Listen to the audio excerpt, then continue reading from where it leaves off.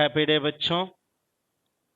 San academy Pallikaranai में आपका हार्दिक स्वागत। यह कक्षा 9वीं द्वितीय भाषा हिंदी के अंतर्गत हम पाठ 7 धर्म की आड़ पाठ पढ़ने जा रहे हैं। इस पाठ के लेखक का नाम गणेश शंकर विद्यार्थी है।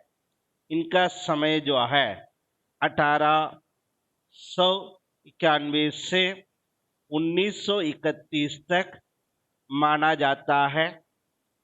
धर्म की आड़ पाठ के माध्यम से विद्यार्थी जी ने उन लोगों के इरादों और कुटिल चालों को बेनकाब किया है जो धर्म के आड़ लेकर जन सामान्य को आपस में लड़ाकर अपना स्वार्थ सिद्ध करने का फिराग में रहते हैं।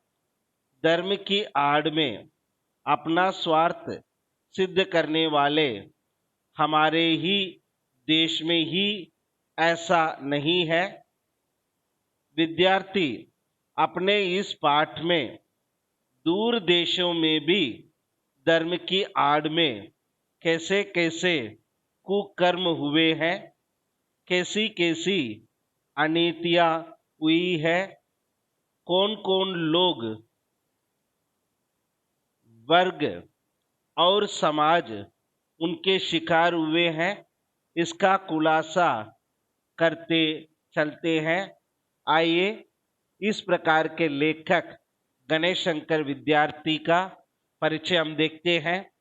सबसे पहले इनका जन्म उत्तर प्रदेश में इलाहाबाद में 1890 में हुआ है। एंट्रेंस पास करने के बाद वे कानपुर करेंसी दफ्तर में मुलाजिम हुए। 1921 में प्रताप साप्ताहिक पत्र निकालना शुरू किया। विद्यार्थी जीवन का अधिकतर समय जेल में बीता। 1931 में सांप्रदायिक दंगों को शांत करने के प्रयास में उन्हें अपने प्राणों की बलि देनी पड़ी। उनकी भाषा सरल, सहज लेकिन बेहद मारक और सीधा प्रहार करने वाली होती थी। इस प्रकार के मुख्य बिंदुओं के देने वाले ये गणेश शंकर विद्यार्थी बताते हैं। धर्म की आड़ पाठ में लेखक ने उन लोगों के इरादों और कुटिल चालों को बेनकाब किया है जो धर्म के आड़ लेकर जन सामान्य को आपस में लड़ाकर अपना स्वार्थ सिद्ध करते हैं। लेखक ने धर्म के ठेकेदारों को निशाने पर लिया है जो केवल अपने बारे में सोचते हैं।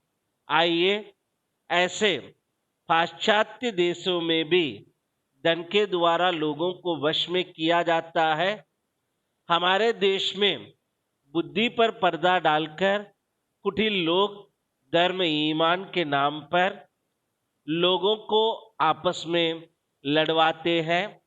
धार्मिक कर्मकांड जैसे अजा देना, शंख बजाना, नाक दबाना, नमाज पढ़ना धर्म नहीं है। अपना स्वार्थ सिद्धि के लिए करोड़ों आदमियों की शक्तियों का दुरुपयोग किया जाता है, क्योंकि धर्म का सही स्वरूप वे लोग नहीं जानते हैं। धर्म का सही स्वरूप है धर्म के मार्ग में कोई रुकावट ना हो, जिसका मन जिस प्रकार चाहे उसी प्रकार धर्म को अपनाए। धर्म और ईमान मन का सौदा हो, ईश्वर और परमात्मा के बीच का संबंध हो। धर्म आत्मा को शुद्ध करने और ऊंचे उठाने का साधन हो।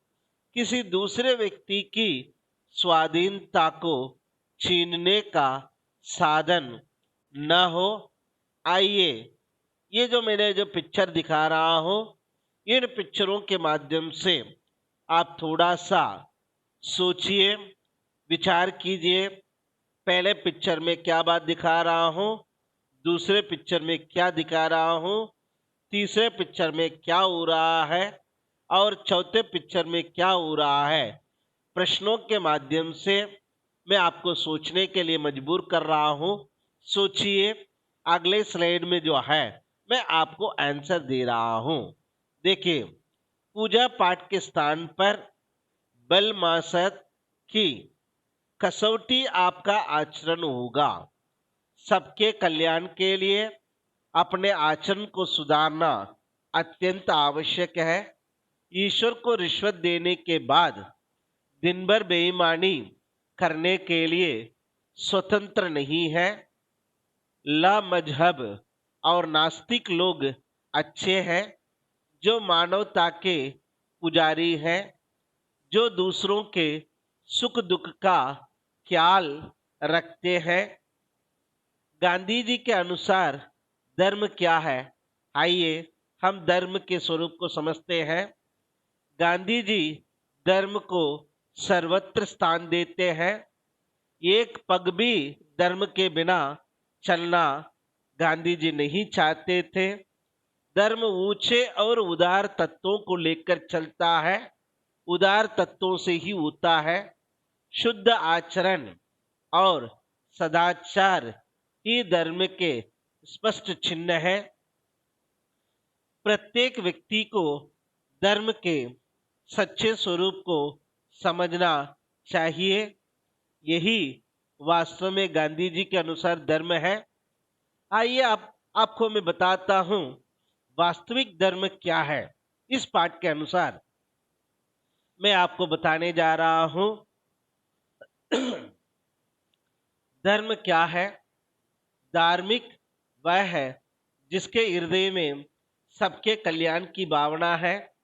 अपनी स्वार्थ सिद्धि के लिए दूसरों को लड़ाना बिड़ाना, जैसे पशु कर्म छोड़कर दूसरों की भलाई करने जैसे मानवीय कार्य करो। वास्तव में ऐसा करके ही ईश्वर को प्रसन्न किया जा सकता है। धर्म और ईमान के नाम पर होने वाले व्यापार को साहस और दृढ़ता से जीता जा सकता है। ये वास्तव में आपको जो है इन प्रश्नों पर आपको निश्चित तौर पर ध्यान देना चाहिए। कैसे कैसे हम लोग धर्म के विरुद्ध में काम करते हैं, ये भी आपको सोचना चाहिए। तो इस बात को जो है धर्म एकता का माध्यम है, इस विषय पर भी आप एक अनुच्छेद लिख सकते हैं। धर्म की सच्ची परिभाषा पर भी आप जो है आपस में जो है चर्चा कीजिए। वास्तविक धर्म को सोचिए, वास्तविक धर्म को अपने जीवन में उतारिए। वही जो है आपके जीवन के अंतिम समय तक काम आने वाला है।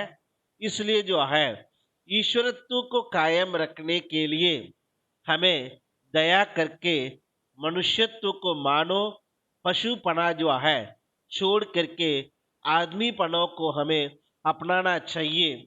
वास्तविक धर्म को हमें स्वीकार करना चाहिए। इसलिए बच्चों, वास्तविक धर्म को पढ़िए, वास्तविक धर्म को जानिए, उसी के ऊपर अपने जीवन को लागू कीजिए। तभी आपका जीवन जो है सफल एवं सार्थक हो सकता है।